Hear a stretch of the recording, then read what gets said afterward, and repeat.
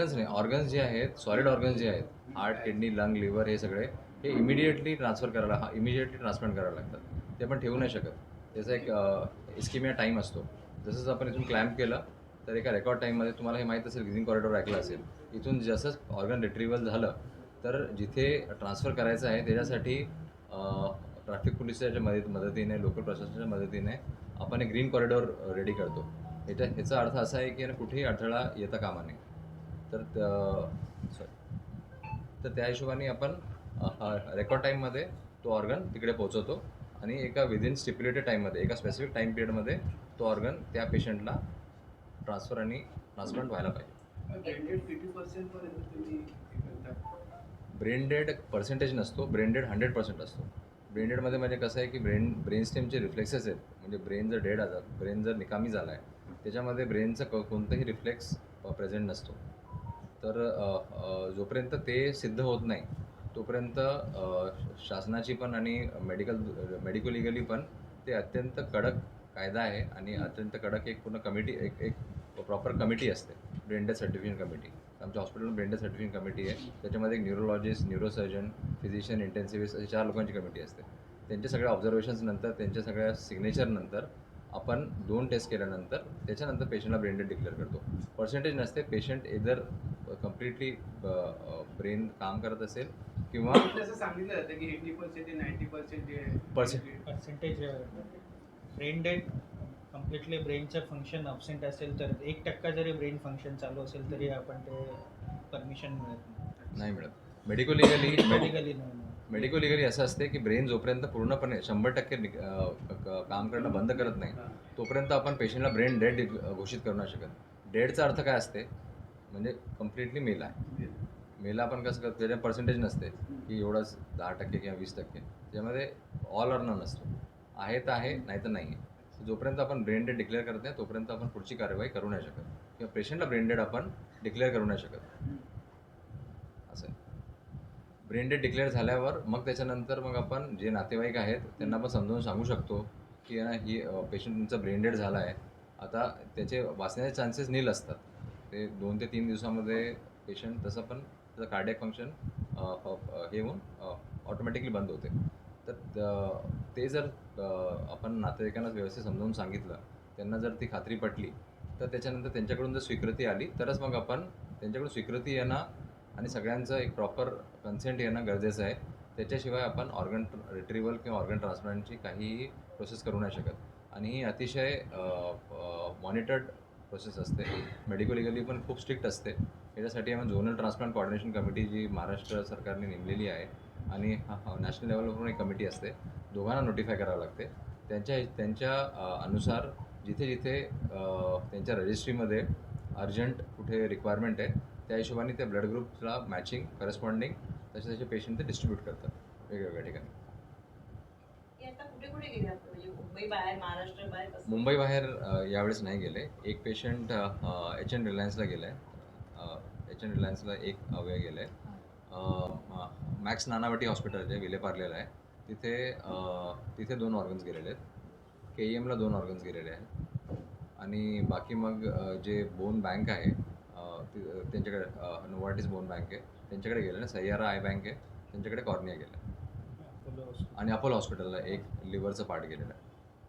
गव्हर्नमेंटची registry बघितली तर सगळ्यात जास्त डिमांड जी आहे ती किडनीला आहे. किडनीला कमीत कमी याने एक 60,000 ते 70,000 पेशंट वेटिंग आहेत लिस्टमध्ये.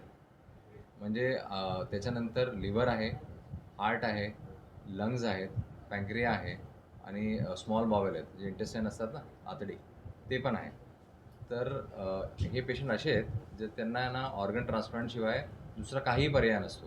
आपण तात्पुरता जसं किडनी फेलियर असेल तर किडनी पेशंटला आपण डायलिसिस करतो. लिव्हरच्या पेशंटला अनफॉर्च्युनेटली तशी काही सुविधा नाही आहे. तर पेशंट ते अजून खराब होतात. कधी-कधी बरेच वेळेस हॉस्पिटलला ॲडमिट होतात. पण किडनीचे पेशंट डायलिसिस करतात, पण किडनी त्यांची निकामीच असते. त्यांना ट्रान्सप्लांटशिवाय दुसरं काहीही गत्यंतर किंवा काहीही ऑप्शन नसतो. तर त्याच्यासाठी तुम्ही विचार करू शकता, इतके सगळे लाखो पेशंट वेटिंग लिस्टवर आहेत. जर ऑर्गन नाही भेटला टायमावर, तर ते पेशंट तसेच एक्सपायर होतात. तर ऑर्गन डोनेशनची किती जास्त गरज आहे आणि किती इम्पॉर्टंट आहे हे आपल्याला कळून येतं याच्यातून. काय काय किडनी फेल्युअरची मोस्टली कारण काय? किडनी फेलियरचे भरपूर कारणं आहेत. लाँग स्टँडिंग डायबिटीज आहे, जन्मत्या बऱ्याचशा गोष्टी असतात, किडनीचे आतून काही प्रॉब्लेम्स असतात. 10-12 मेन कॉज आहेत. मेन म्हणजे डायबिटीज रिलेटेड किडनी जे डिस्फंक्शन. आपल्याकडे डायबिटीज इतकं जास्त प्रमाणात आहे आपल्या देशामध्ये, तर डायबिटिक किडनी डिसीज म्हणून एक पेशंट एक एक एक प्रकार असतो. तर तो प्रोग्रेस होत राहिला तर यांना किडनीला डॅमेज करून किडनी फेल करतो. आणि बाकीचे पण भरपूर कारणं आहेत. आपल्याकडे फंगल इन्फेक्शनमध्ये जेव्हा बोन मॅरो जे होतं तेव्हा ते ट्रान्सप्लांट करतात, त्याला म्हणजे बोन मॅरो ट्रान्सप्लांट खूप मिळत नाही त्यावेळेला.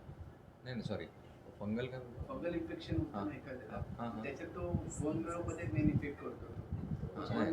बोन नाही मॅरो नाही नाही ते बोन त्वचा मॅरो आहे. नाही तो वेगळा प्रकार. इन्फेक्शनचं ट्रान्सप्लांटची काही घेणं देणं नाही आहे.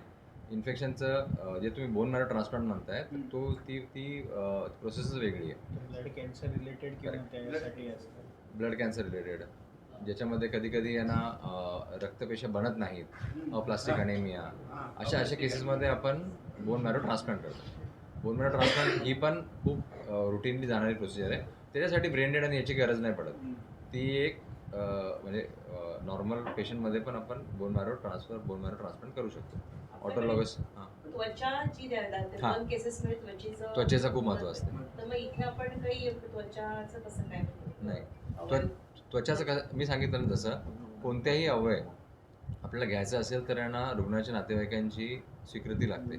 तर ते फायनली ज्या ऑर्गन्सला स्वीकृती देतात त्या ऑर्गन्स आपण रिट्राईव्ह करू शकतो. त्वचेसाठी खूप जास्त रिक्वायरमेंट आहे. जे बर्नचे पेशंट असतात त्यांच्यासाठी यांना भरपूर डिमांड असते, कारण की त्वचा पूर्ण जळालेली असते आणि त्यांना एक हेल्दी याचीच त्वचा कामात येते. तर अशा केसेसमध्ये त्वचादानचा पण खूप जास्त इम्पॉर्टन्स आहे. साधारण किती आता त्वचेसाठी किती पेंडिंग आहे? कारण पण Pending मोठ्या प्रमाणावर आणि आहेत बऱ्यापैकी आहेत.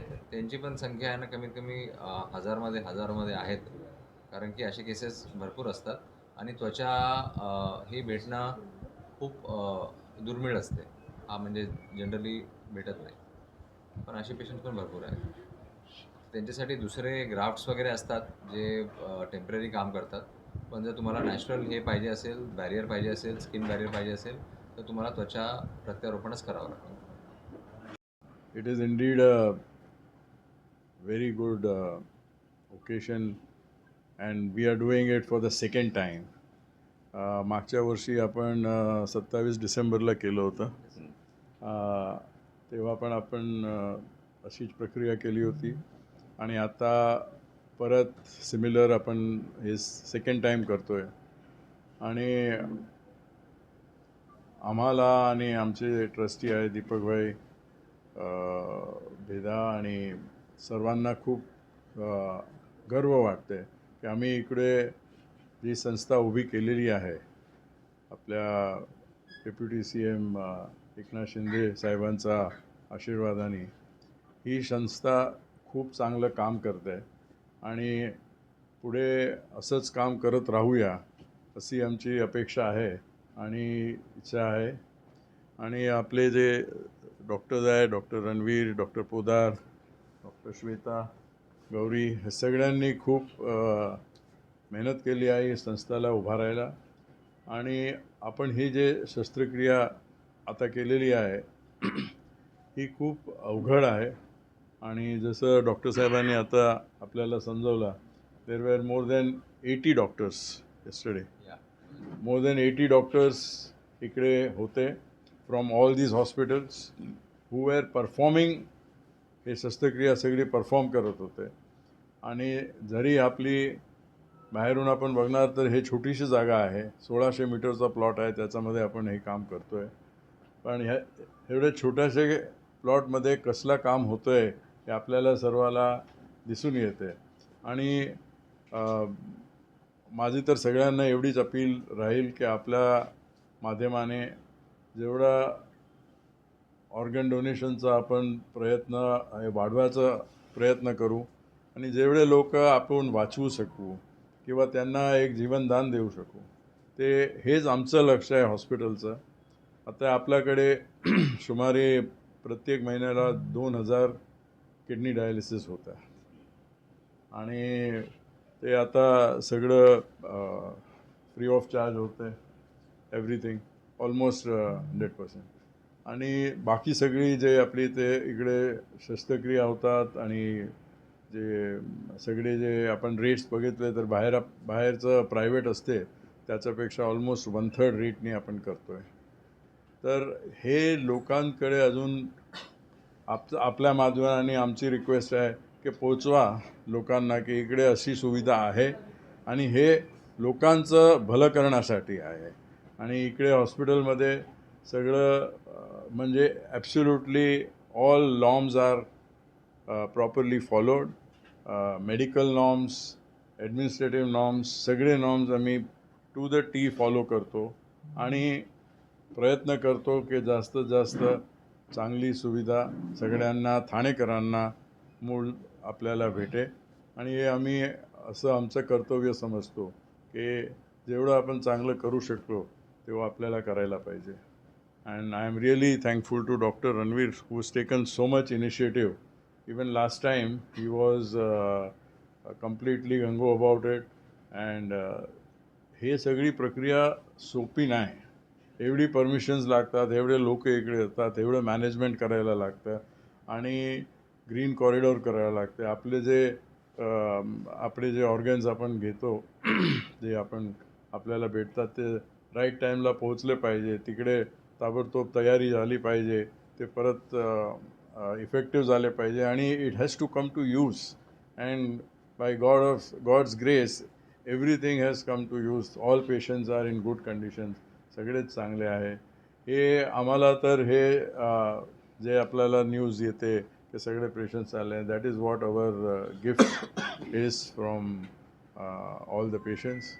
आणि आमची अपेक्षा अशीच आहे की आपण समाजाला आमच्याकडून जे काही आम्ही करू शकतो तेवढं आम्ही करत राहू. सगळ्यांनी चहा घेऊन मग जायचं.